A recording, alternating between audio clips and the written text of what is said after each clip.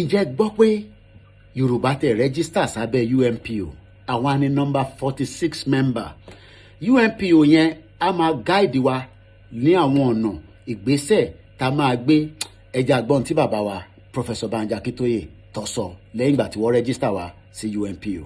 It is my great pleasure and pride to inform you that the Yoruba nation has been admitted to the membership of UNPO.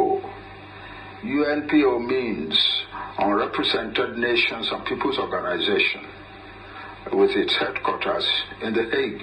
The UNPO expressed their gladness to welcome the Yoruba nation as a new member of UNPO, and they are looking forward to working with us.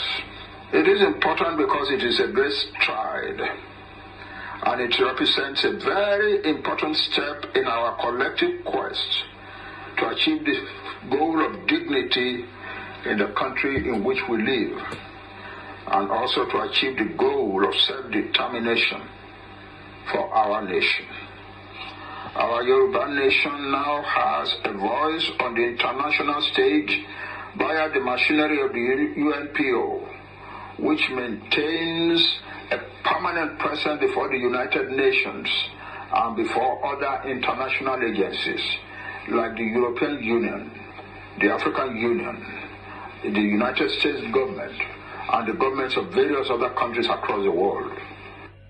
So ẹ jẹ́ kí a jáde ká polongo fáwọn bàbá wa, àwọn ìyá wa, àwọn ọmọ yunifásitì. Ẹ wo gbogbo àwọn ọmọ yunifásitì wa nísìn, wọ́n tún wà on strike. Yoruba nation, no going back.